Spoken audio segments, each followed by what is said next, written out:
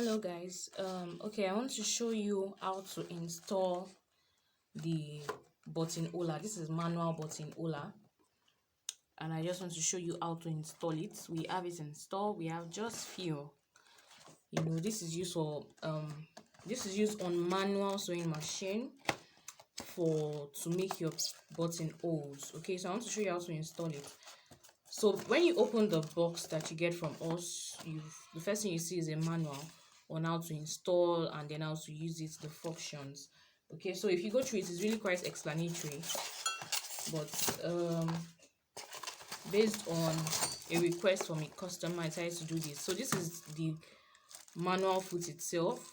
I call it an engine because na baba. Okay, and then this comes with a plate as well. You need this plate. It comes with two screw and one tiny screw, and then it comes with seam ripper so that you can use to open up your buttonholes after you finish making them. All right, so let me just show you. The first thing you want to do is to take off the regular presser foot that you have. Then you also need a screwdriver to take off this plate. You need a screwdriver to take off the plate because you would be changing the plate, right? You have to change the plate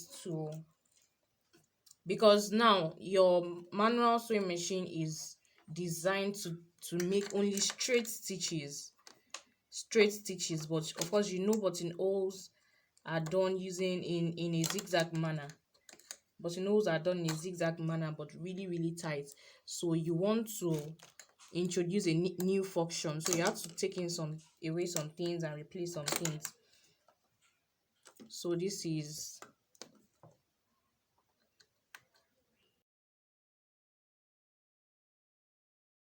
you want to replace this.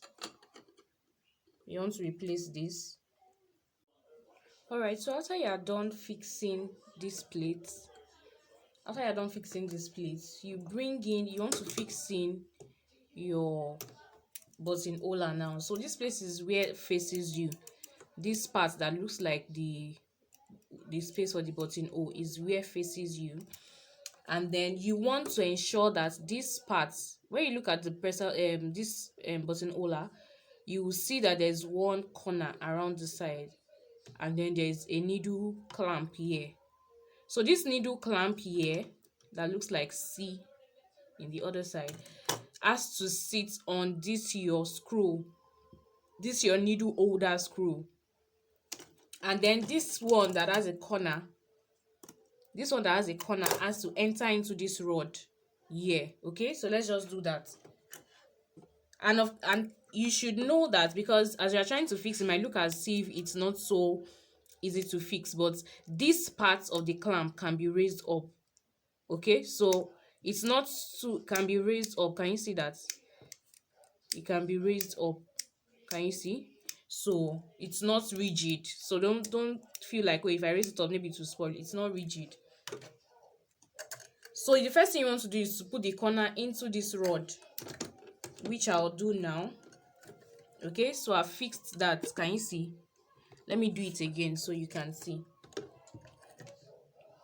So I've taken it out now. Hope you can see it. Okay, I've taken it out and I want to fix it again. So I'll just let it pass through and then sit into that corner. It passes through first and then sit into that corner. I secure it into that corner. Then the second thing I want to do is I want to ensure that this clamp here sits on this screw. Okay, so I have to bend it this side just so that it can come in. Okay, bend it this side and then raise it back into it. Can you see now? Can you see that now? I hope we can see this. Okay, so this is inside now. This is inside this screw, and you also ensure that this screw is tight so that when you are working with it, the screw won't just come off. And then yes, you have this particular needle screw. You also have it that came with the manual buttonholer, but you don't really need to change it. If you are using the manual machine, just use it. Just use this one that is on your machine. You don't need to change it to this. If you want to, you can, But I think the main reason why they fix this is just so if you want to use this foot with an industrial machine, if it works with your industrial machine, then you need to change the needle holder of your industrial machine to this. So but you don't really need to change if you are working with the manual machine. Okay, so after I fix that, I also want to ensure that this place is raised up a little bit. I want to ensure it's raised up a little bit, like I'm raising this part, part of the rod, this part of the rod here has to sit, this part of the rod that entered, that is part of my machine, it has to sit on this presser buttonholer. So after I'm done with that, this screw also came with your buttonholer. You're going to use it to secure the buttonholer. Normally when you fix your presser foot, this is what you use to secure it on your manual machine. But now after we fixed it, we want to secure it with this. You can also use that one I just showed you, but this is better since it came with the buttonholer. So I'm just going to use it. You need a screwdriver here as well. So while screwing this, you want to ensure that the buttonholer is actually very flat. Like it's not, one part is not bending. Look at this place, it has to be leveled. One part is not bending. So after I'm done with that, I just want to secure it with my screwdriver. So if as you are screwing in, this presser foot is bending, just ensure that if it's solid, like your presser foot has stayed secured, is secured, you don't have to screw all the way down. Okay, so if it's secure, as I'm bending now, I can see that my presser foot is bending, so I don't want that. So I'll just lose it back. I'll just lose it back a little, and it has actually helped me hold the presser foot down. I don't need to take it all the way down, so I don't need to screw it all the way. Of course, you also use your hand to control. The fact that it's a machine doesn't mean that you cannot use your hand to control. You need to use your hand to control the presser foot. So when I say presser foot, I also mean it's the same as saying the buttonholer. Okay, presser foot is just their general name. All right, so let's see if we can screw in a little bit. And then while screwing, when you look at inside this part, there's a hole there that looks like let's say a cylinder shape. That cylinder shape must be clear enough. Don't let this stuff here block it, because that's where your needle will be going sideways. It will be going sideways to form your buttonhole. All right, so let me try now. I've secured that. I want to make a buttonhole. I've gotten a white fabric. I've done some already anyway, but I didn't finish it. So I'm just going to fix my fabric. So this manual buttonholer also has something like a feed dog that helps your fabric, that holds your fabric down. It doesn't make it easy for it to move out. Okay, so you need to just fix it in. There's like a teeth there, so that's why it might look like, oh, it's dragging the fabric, but that's actually the function, so that it keeps the fabric in place while it is sewing.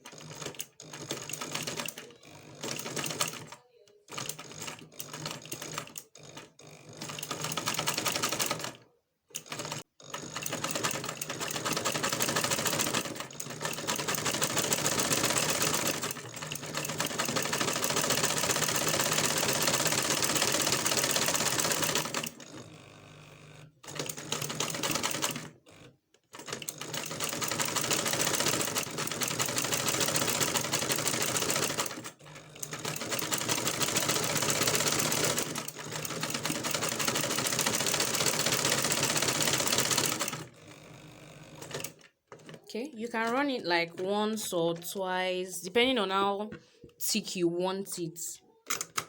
I'm going to try another one now, but let me just show you this. So this is it. This is your buttonhole. Here's the back. This is your buttonhole. So let's try another one.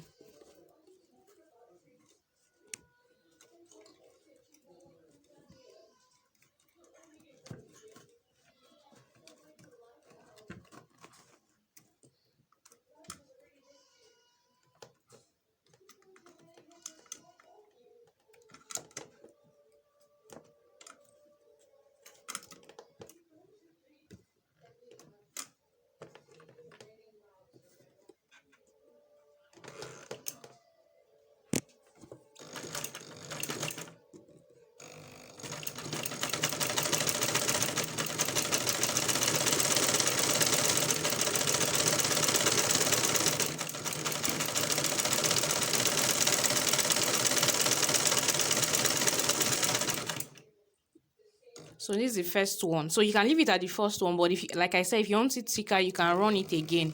You don't need, I'm not really holding the fabric. Remember I said there's a press, it has a feed dog that holds it down. So it's until I raise this lever here before I can take it out. So I'm not even holding it, right? So it can help you go as much as you want it. And then there are some buttons around here. So this button is for, okay, let me just open, let me finish with this.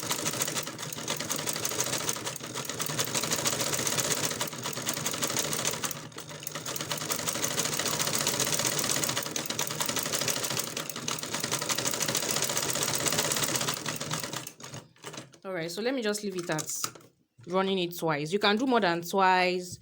You can do 3, 4, but you don't want it to be too thick now. It's the regular button. Oh, you don't doesn't have to be thick, thick, thick. So this is it, right? This is the one I made now. You can see this one is even neater than the rest that I made. So this is it here. So I wanted to say that for the stitches here, let me take this off. For the stitches here, for the buttons here rather, you notice a button and then you notice like a small arrow here, and then beneath it to tell you depth of stitch, and then this one is cutting space. So this button here, you can use your screwdriver to lose it a bit and drag it to another side. So let's see if we can do that. So I can just use my screwdriver to lose a little bit and then drag. So there's N and there's W. So if you read the manual, it will explain better, but this is narrow and this is wide. So if you take it to the middle, you can say I drag this to the middle. So this cutting space is the space in between here, this space here. So if I take it to be a bit more narrow, it comes in more. If I take it to be wide, it gives me this. So it's like the space where your buttons can do, but I think it's better to just leave it as W.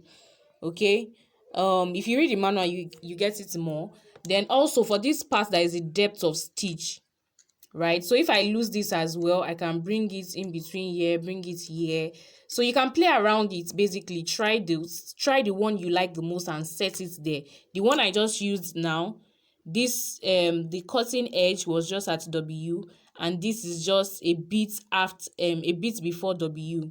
That is the setting I used now. But you can, if you want it a bit shorter, so the depth of stitch again can also help you with the length of this buttonhole. So in case you want the buttonhole to just be from here to say like here, right, you can control it with the depth of stitch. Stitch. And then this cutting space is also for how wide, right, or how wide the width of the stitch is. But the depth of stitch, if you want, sometimes you can use a small button, so this might be too long for the button you want to use, so you can use it to reduce it. Okay, so you basically just try it. So what I would advise you do is try it. You can put this at this W, then put this at this W to see what is there. Just get a pieces of fabric like this that you can keep. So see what is there and write beside it WW for the cutting space and the depth of stitch. So then you can change this to maybe the N and change this also to the N here, and then look at what it gives you, what buttonhole size it gives you. So it helps you can write it beside it. Then you'll be able to know what settings you need for what size of button you want to use. So for you to open your buttonhole, because after you've made your button like this now, after you made your buttonhole rather like this is the back of the buttonhole. You can also cut off the thread. So after you're done with that, you can take the kit that you bought. The presser buttonhole comes with this. It comes with a seam ripper, so you can just hold it down and put this inside, and then you can cut.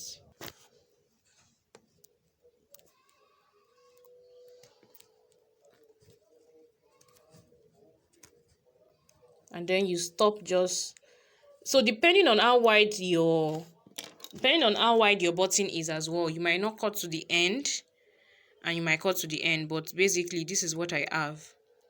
Okay, so this is what I have. This is the opening for mine. So you can use your scissors to cut off whatever, if it's fraying or it's like this, so you can use your scissors to cut it off. And then I have my buttonhole. Yes, neat. So you don't need to go and buy that big buttonhole machine or use the one that is not neat. Look at this. This is industrial standard. That's why it's called the industrial buttonholer. This is industrial standard. That's why it's neat like this. And you can also use it to make bar tags. All right. So